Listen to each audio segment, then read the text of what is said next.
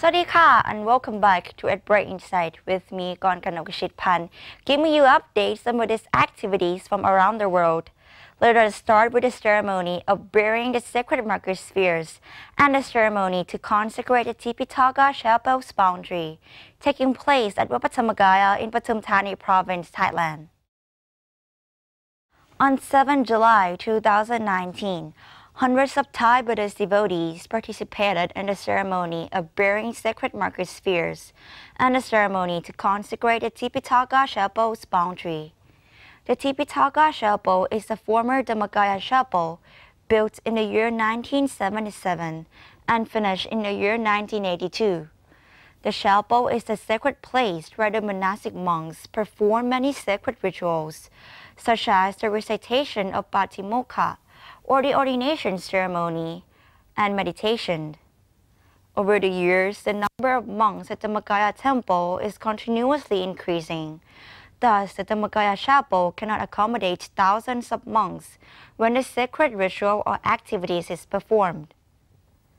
During the ceremony, more than 1,000 monastic monks, according to the Code of Monastic Discipline, before perform any sacred rituals, the chapel's boundaries must first be consecrated. During the ceremony, more than 1,000 monastic monks chanted the stanza of victory to invoke the chapel blessings and protection, followed by the Buddha mantra to purify the chapel's area. After that, the lay devotees gather to bury 108 sacred marker spheres and crystal spears underground in the cubic pits. The ceremony ended with the monastic monks consecrated the chapel's boundary. Rejoice in your merit. You can watch a live broadcast of this ceremony on our GBN website, gbnus.com, or from the Facebook page, GBNUS. Now let us get update on the International Dhammayada Ordination Program, or IDOP. On 12 July 2019, 61 men from many countries participated in the International Dhammayada Ordination Program, or IDOP. The program started with the head clipping ceremony. All participants had their heads shaved by their parents, relatives, and the teaching monks. The ordination ceremony will be held on 20th July 2019 at Wat Patthamagaya Temple in Thailand.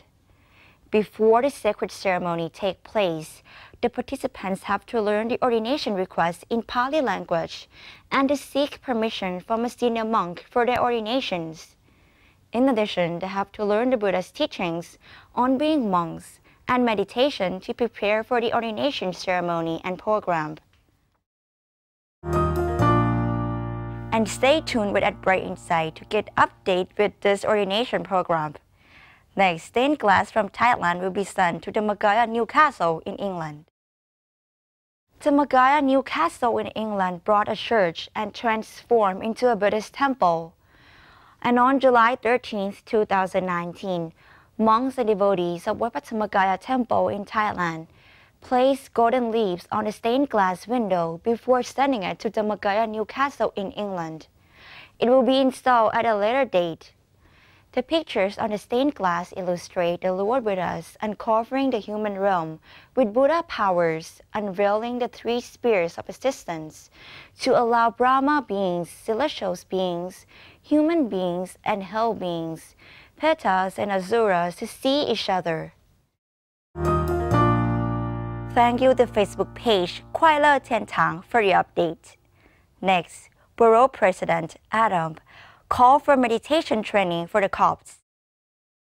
Bureau President Eric Adams hosted a press conference on the steps of City Hall on July 12 to demand meditation training for the city Copts. The stress and trauma that our police officers face on a daily basis, where they are frequently forced to make life or death decisions, are all too familiar, said Adams, who served as a city police officer for 22 years, retiring with the rank of captain. Just as we teach police officers how to use a weapon, we should be teaching them how to use mindfulness to manage stress.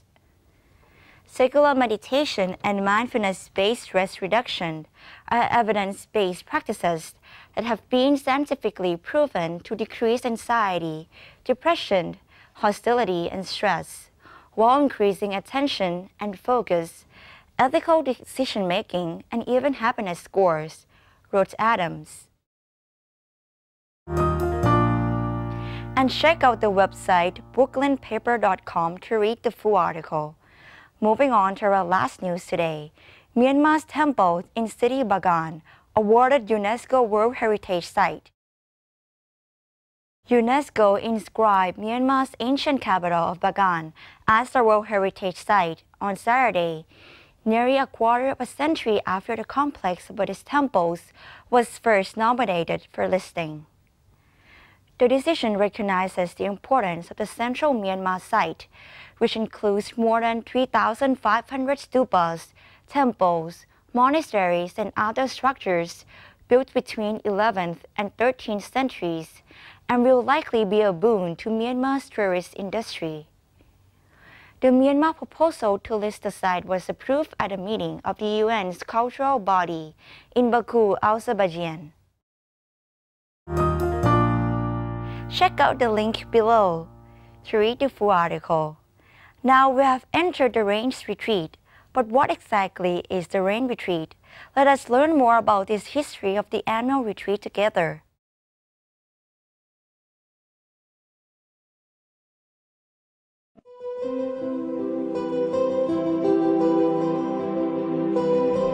The history of the Rains Entry Day. The Rains Entry Day is the first day where Buddhist monks dwell permanently at a suitable place throughout the rainy season, starting from the first day of the 8th waning moon until the 15th day of the 11th waxing moon, for a period of 3 months. Before the Lord Buddha legislated the Rains Retreat for the monks, they used to make a pilgrimage all throughout the cold, hot, and rainy seasons. This caused the inhabitants to criticize and find fault with the monks for having made a pilgrimage all throughout the cold, hot, and rainy seasons, causing so much damage to the vegetation and killed so many small animals. The monks had heard how the people were criticizing and finding fault with them, so they brought the subject to the Lord Buddha. The Lord Buddha considered the situation and then said to the monks, "Behold, monks, from now on, we allow you to dwell in one place during the rainy season. There are 2 Rains Entry days. The first is Purimika, the first Rains Entry day. It means the day after the full moon day of Asalha, which signifies the first Rains Entry day, and falls on the first day of the 8th waning moon. The second is Pachimnika, the last Rains Entry day. It means 1 month after the Asalha, which falls on the first day of the 9th waning moon.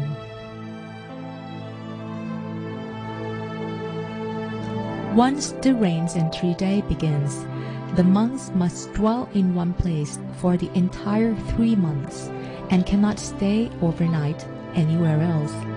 There is an exception to the rule, which allows an overnight stay elsewhere. This is called Sattaha Karaniya, which means when there is a matter of necessity, a 7-day temporary stay elsewhere is allowed, as in the following example. There was once a lay devotee named Udain. He had a temple built for the monks in the suburb of Kosol. At one point, he had a wish to offer alms, listen to the Dhamma, and meet with the monks. So he sent a servant to request the monks' presence at his house. The servant went to the monks with his request, But the monks did not come as invited, because it was during the rain's retreat, and they could not stay overnight elsewhere. The servant returned to report the situation to the lay devotee. It caused him to criticize the monks. They did not come as requested, in spite of the fact that I am a lay devotee. I've built a temple and supported the Sangha all along. The criticism had been relayed to the monks, so they told the Lord Buddha about it. For that reason, the Lord Buddha allowed an exception.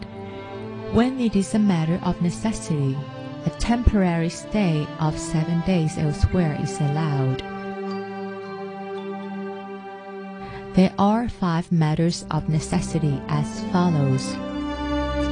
First, a lay devotee wishes to offer alms and listen to the Dhamma and send someone to make a request. The Lord Buddha made an allowance only when there was a request. Where there is no request, it is not considered an exception.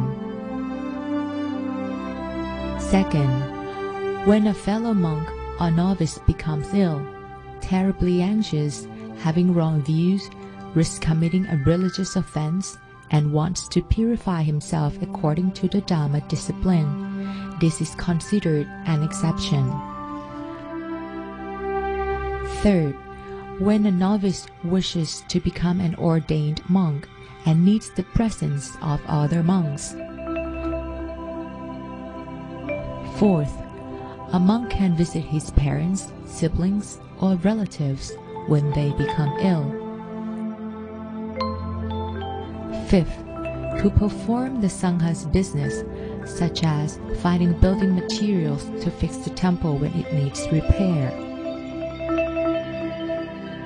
When an unexpected event occurs and does not allow a rain's retreat to continue in the same place, the monks are allowed to forgo it and to stay elsewhere.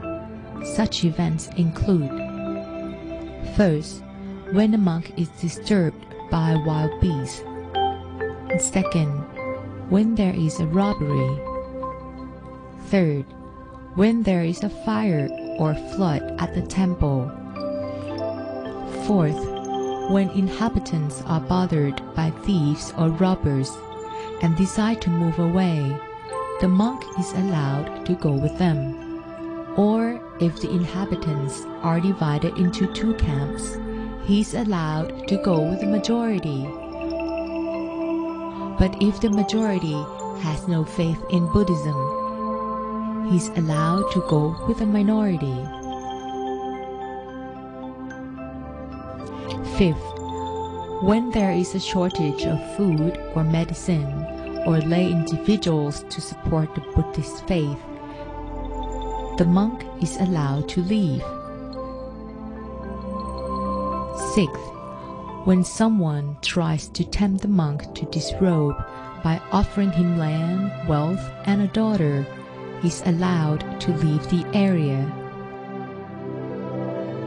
Seventh, when there is a possible division of the monks, or someone is trying to make it happen, or the division has already occurred, he is allowed to go and alleviate the situation.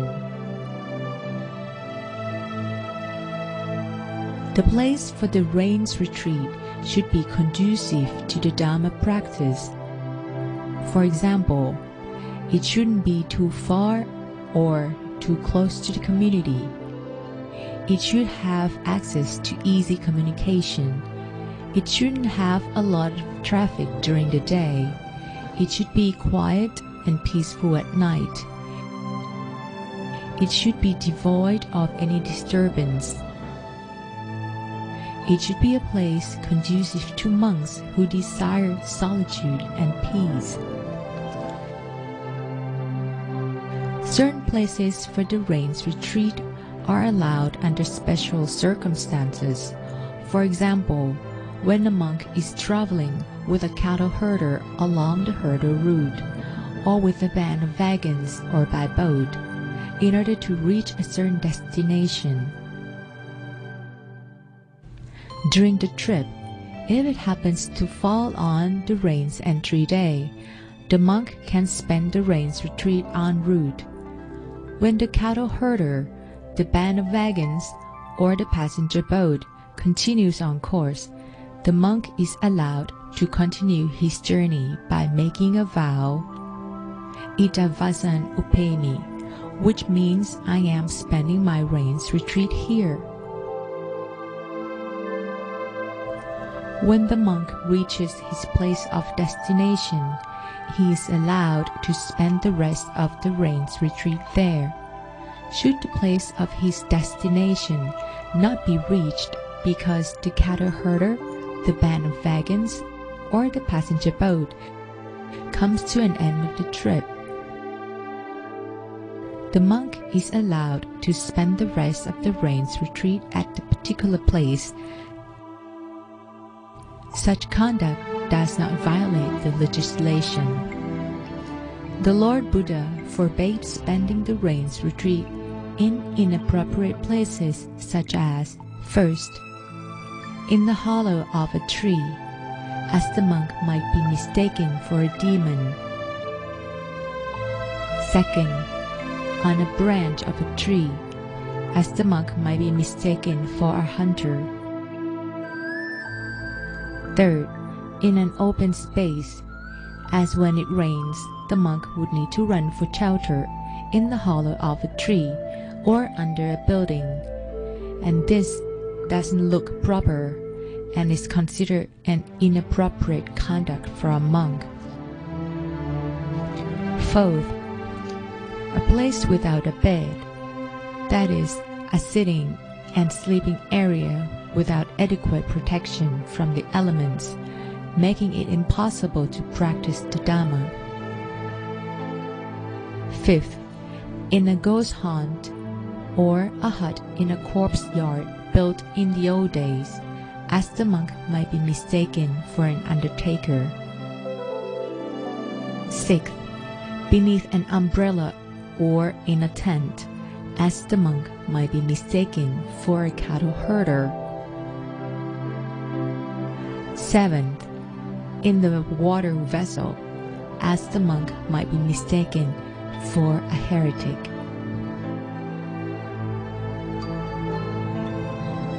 We've now learned something about the history of the rains entry day. The real purpose of the rains retreat is to allow the monks and novices more time to practice meditation. As ladies and gentlemen devotees, we can determine the boundaries of our rains retreat by concentrating on the seventh base at the center of our being. Let's keep our mind still within its perimeter at all times, and we will attain the Dhammakaya within this rains retreat.